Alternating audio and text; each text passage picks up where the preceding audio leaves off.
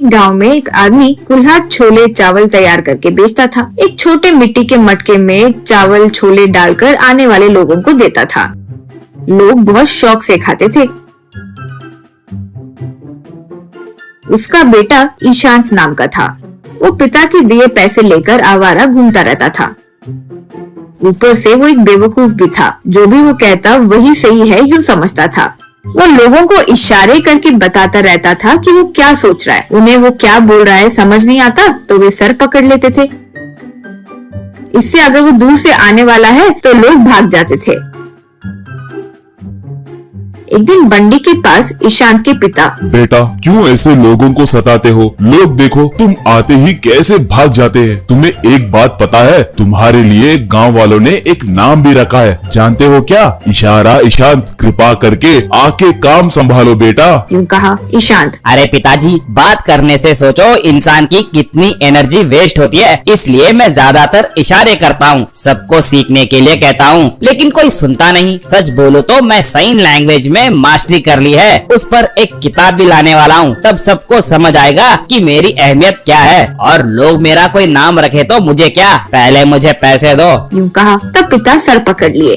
उसी गांव में आशुतोष नाम का एक बड़ा आदमी रहता था। गांव में किसी को भी समस्या होती तो वो अच्छे से उनका परिष्कार देता था। एक दिन ईशांत के पिता आशुतोष के पास जाकर बेटी के बारे में बताकर दुखी हुए। आशुतोष, हाँ क्या? तो ऐसे मूर्ख को सबक सिखाना होगा। सोचकर उसे क्या करना है कहा। फिर पिता ईशांत से, बेटा ईशांत, कल तुमने कहा ना कि साइन लैंग्वेज पर किताब लिखोगे, है ना? वो बात आशुतोष जी को पता चली और उन्हें तुम बहुत पसंद आए। पुस्तक का खर्च वही करेंगे बोले, तुम्हें एक बार आकर मिलने के लिए बोले। यूं कहा। वो सुनकर ईशांत खुश हो गया। अगले दिन पिता ईशांत को लेकर आशुतोष के पास आए। आशुतोष, तुम्हारा ये साइन लैंग्वेज की सोच मुझे अच्छी लगी और मुझे कल ही एक बात पता चली। देश में एक प्रसिद्ध साइन लैंग्वेज का पंडित हमारे घर आने वाले हैं। वो भी तुम्हारी तरह साइन लैंग्वेज में बात करते हैं। तुम उनके साथ साइन लैंग्वेज में जीत गए तो तुम्हारे पुस्तक का होने वाला खर्च मैं करूँगा। अगर तुम हार गए तो ऐसे बेकार घूमना बंद करोगे और जैसे तुम्हारे पिताजी कहते हैं वैसे सुनना होगा, ठीक है? यूं कहा ईशांत। ठीक है। कहकर आ गया। फिर आशुतोष अपने पास काम करने वाले एक इंसान को बुलाया। उसका एक अंक नहीं था। उसे आशुतोष, रे शुभम, कल एक पंडित आकर तुम्हें साइन लैंग्वेज में प्रश्न पूछेगा। तुम भी साइन करके जवाब देना। कोई भी परिस्थिति में तुम मुंह मत खोलना। यूं कहा। तब वो, ठीक है श्रीमान। यूं कहा। अगले दिन आशुतोष शुभम को एक पंडित के वेश में पहनाकर उसे घर पर एक कुर्सी पर बिठाया। ईशांत पिता के साथ वहाँ आया। आशुतोष, ईशांत, अंदर जो मैं पंडित बोला ना वो तुम्हारा इंतजार कर रहा है। तुम जाकर उससे प्रश्न पूछ सकते हो। यूं कहा। ईशांत अंदर जाकर शुभम को नमस्कार करके सामने कुर्सी में बैठा। ईशांत अब शुभम को एक उंगली दिखाया, तब शुभम उसे 2 उंगली दिखाया।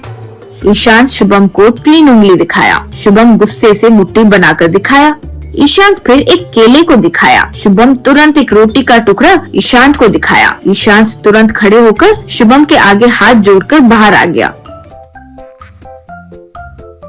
तब आशुतोष से, श्रीमान, ये मामूली ज्ञानी इंसान नहीं है, बहुत महान है, बहुत ज्यादा ज्ञानी है। मैं उनके साथ मुकाबला नहीं कर सकता, मैं हार गया। मेरे पिताजी जो बोलेंगे वो सुनूंगा। यूं कहा। आशुतोष, ये तुमने कैसे कहा? ईशांत, भगवान एक है कहने के लिए मैं एक उंगली दिखाया, लेकिन वो नहीं शिव केशव 2 है कहकर 2 उंगली दिखाए। तब मैं ब्रह्मा को मिलाकर 3 भगवान है ना तो 3 उंगली दिखाया, लेकिन वो मुट्ठी बनाकर तीनों एक ही है कहकर दिखाया। तब मैं देव कितने दयावान है कहने के लिए मानव जाति को जो प्रसाद दिए वो केला दिखाया, लेकिन वो फल तो हर मौसम में नहीं मिलता, इसलिए उससे महान मानव का बनाया सबको जो आसान में मिल जाते हैं रोटी के टुकड़े दिखाया। मैं हार गया जी, अब से जो पिताजी बोलेंगे मैं सुनूंगा। यूं कहा।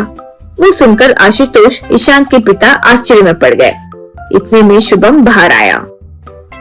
आशुतोष। रे शुभम, जो वो पूछा तुम्हें क्या समझ आया? यूं कहा शुभम। श्रीमान, वो पंडित पता नहीं कौन है लेकिन कमीना था। वो अंदर आते ही मेरा मजाक उड़ाने के लिए तुम्हारी एक ही आंख है ना सोचकर एक उंगली दिखाया। मुझे गुस्सा आया लेकिन दबाकर कहा कि तुम्हारी दोनों आंखों से अच्छा मेरी एक आंख है। कहते हुए 2 उंगली दिखाया तो वो बात नहीं छोड़ा और उसके 2 आंख मेरी एक आंख मिलाकर 3 होते हैं, इसलिए 3 उंगली दिखाया। मुझे गुस्सा आया और फिर मेरी आंख के बारे में बात किया तो मुंह तोड़ दूंगा कहते हुए मुट्ठी दिखाया। वो डर गया और मेरे साथ अच्छा पेश आने के लिए मुझे एक केला दिखाया। जी, मुझे गुस्सा आया तो तुम्हारा बेकार केला किसे चाहिए रे, मुझे मेरी रोटी बस है कहते हुए रोटी दिखाया। बस डरकर हाथ जोड़कर भाग गया कमीना। यूं कहा। ये सुनकर दोनों खूब हंसने लगे।